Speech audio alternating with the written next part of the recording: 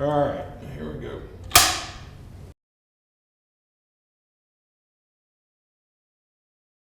Tom, the first thing I'm going to ask you to do is stare right into that camera, say your name, your rank, everything here with the department. All right, my name is Tom Oster, and I'm a captain of the Shreveport Police Department.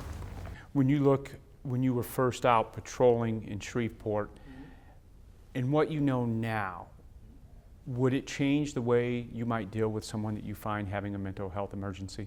Today, compared to the way I would deal with them 30 years ago, oh, certainly.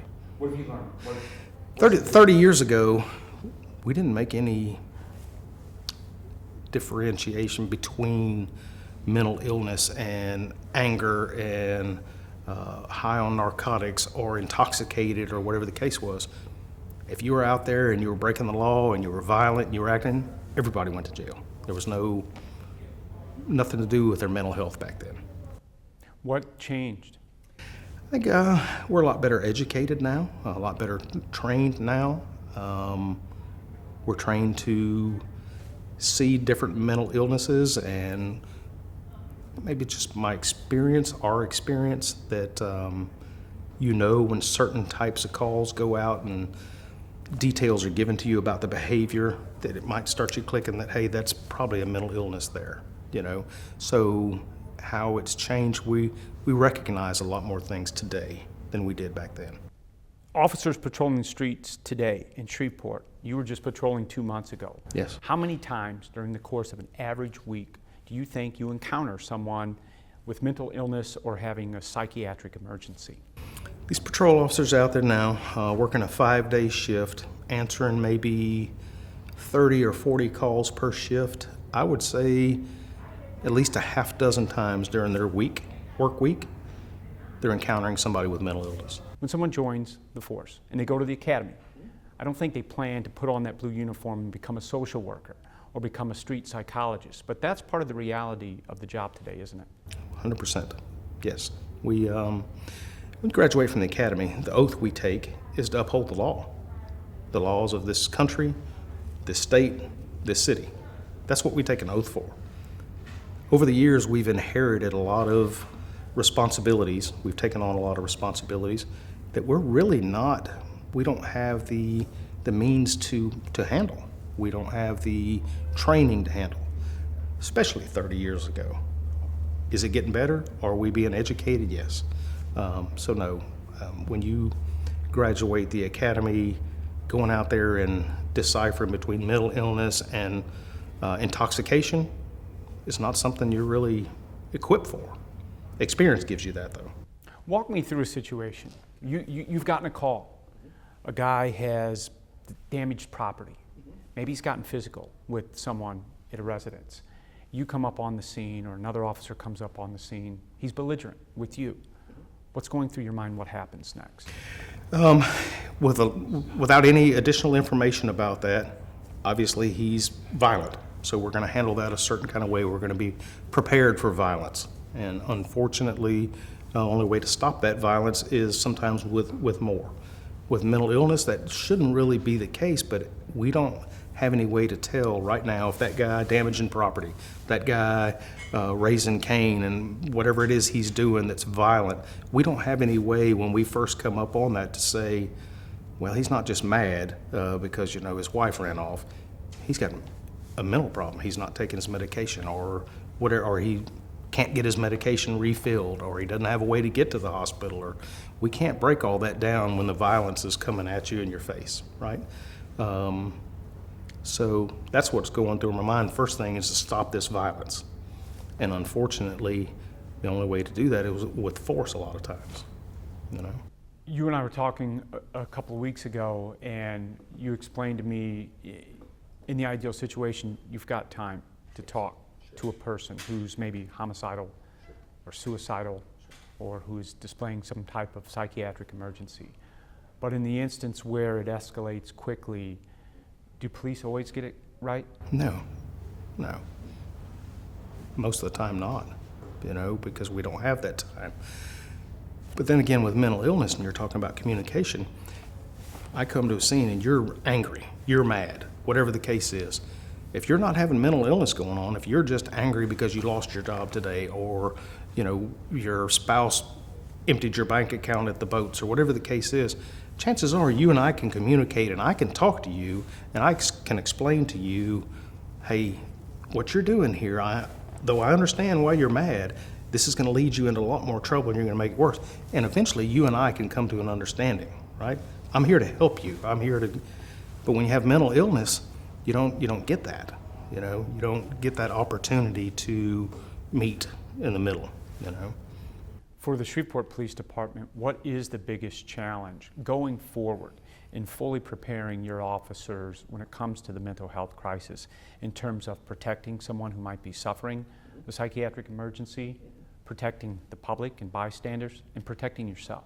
I think the biggest obstacle is getting these folks some help before it comes to us, before it gets violent, before we have to make those split-second decisions where we might not get it right, that they might be suffering from mental illness and they're not intoxicated or they're not just angry.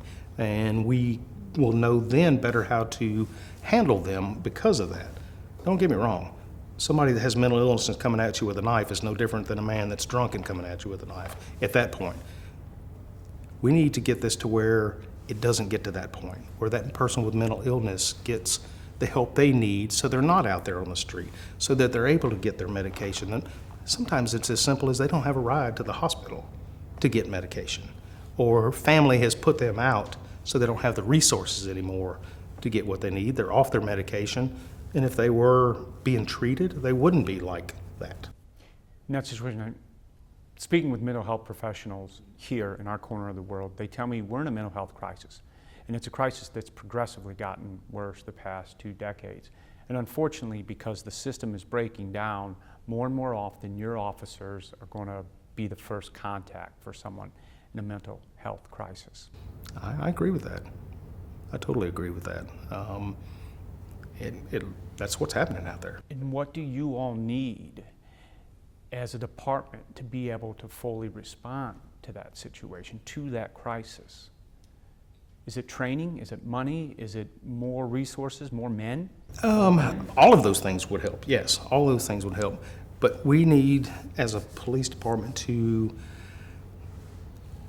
more information we have about somebody as we're making that call, or as soon as we get there. And I'm sure there's certain behaviors that somebody with a mental illness exhibits that we don't recognize. Violence to us is violence, and we know we have to stop that. We can't allow that person to hurt somebody else, or hurt one of us, or hurt themselves even. That's our job, to stop that. And so if we could recognize symptoms of behavior, maybe even before we get there. We've talked before, when I hear a call go out and you got a guy in an intersection, he's taking all his clothes off and he's jumping on the hood of cars that stop at the red light, I already know that he's on some kind of narcotic that's brought his body temperature up. Obviously he's acting out on this drug high, but he's also taking those clothes off because he's burning up. So I know that going in. As far as mental illness, we don't have any indicators like that. All we know is the lady's calling in that, hey, there's a guy trying to kick down my front door. Or I was out walking my dog and some guy ran up behind me screaming and hollering and he's out in my front yard yelling. We don't know if he's drunk or if he's mad or what the case is. I imagine it wouldn't surprise you. I was speaking with Dr. James Patterson. He heads the psychiatric unit over at LSU. Dr. James Patterson told me right now they're seeing between, just in his ER, 15 to 25 people having a psychiatric emergency every week. And the majority of those people are either brought in by Shreveport police officers or they're brought in by EMS. I take it that number probably doesn't surprise you. No, not at all. Not at all. And this region is actually a large area, and that hospital serves this whole entire region, not just in the city limits of Shreveport. And so just look at the numbers that we have here, and through my experience and what I see out there, that doesn't surprise me one bit. Number might even be low. Yeah, because we're talking just about one particular emergency room. Doesn't mean they weren't taken to one of the other hospitals or maybe to Brentwood. These are just people who are in absolute emergency at the time of contact with Dr. Patterson's staff. He said for him, that's alarming because if we don't push this tide back, services from the police department to his ER to rehab mental health hospitals. They're under siege, they'll be overrun. Do you share that perspective from someone who's been on the streets just recently? Oh yeah, without a doubt, because when we're dealing with these people with these mental illnesses, for lack of a better term, they're repeat offenders. We see a lot of the same ones over again, you know, because they can't get the help. We'll commit them to LSU, or their family will commit them to the hospital. They'll get a little bit of treatment, and next thing you know, they're back out. You know, I don't know if it's, let's be honest, money drives everything. And obviously these folks, for whatever reason, are not getting the treatment they need. Obviously there's no place for them. So when it comes to us, when we deal with the mental ill, it's last resort. It's gotten really bad by the time we get involved. And it shouldn't come to that. It shouldn't, and it is the last resort often when you come in contact with them, but it's also sometimes their first contact with the mental health system. That's right. So if you look at that pathway, it could be their only way into the system, because no insurance, no money, nobody gives them a break. Right. Crisis intervention's been around since 1987. Why do you think it's taken so long? Why do you think it's taken so long for crisis intervention training to come to our part of Louisiana in the Arklatex? Well, we're still in the South, and everything gets here a little bit slower, it seems like. I don't know. Everything takes a while to get here. You know, the way we do business here at the police department. Other areas of the country are doing things, have been doing them for years that we're just now picking up on. I don't know why it's taken so long to get here, but we're ready for it. What is the plan, do you know, for crisis intervention training for the department right now, and then what, if there's a future, how this would play out? Yes, we're getting the instruction now, starts towards the first of the year, but we're going to train certain hand-picked officers to then teach the rest of the officers in a classroom setting.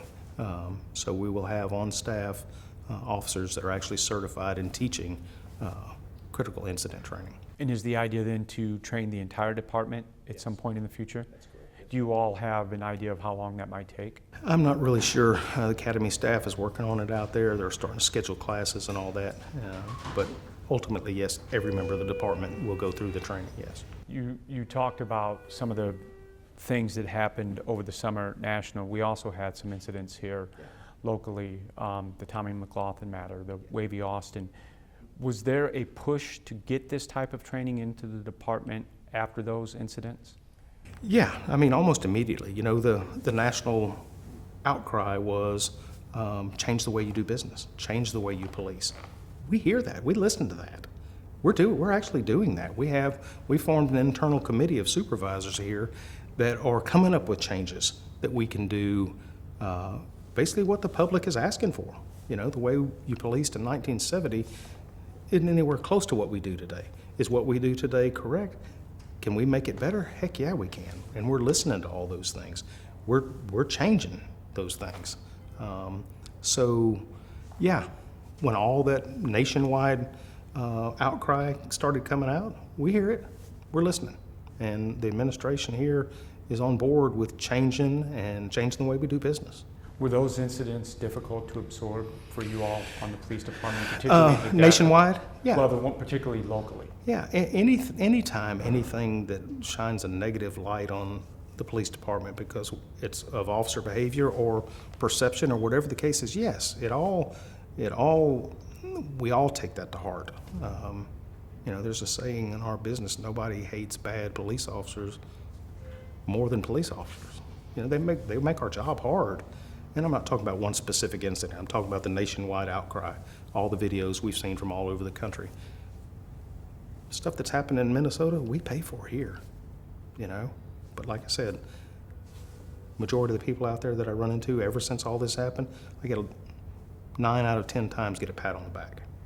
You know, thank you, or hang in there, or whatever, so. Talk to me about this. You and I had a brief conversation, but I'm really interested to get your perspective of this, particularly in the department that is having, you know, the issues with low staffing now. and in a community that has such a mental health crisis. Studying and reading about a lot of crisis intervention, some departments have been fortunate because they've had the money and they've had the experience, Kansas City, Memphis, San Antonio, to develop mental health units. Do you see that as something that could benefit the Shreveport Police Department in the city? Oh, certainly, sure. I don't know if that's in the immediate future with the manpower issues we have, but yes, oh, of course.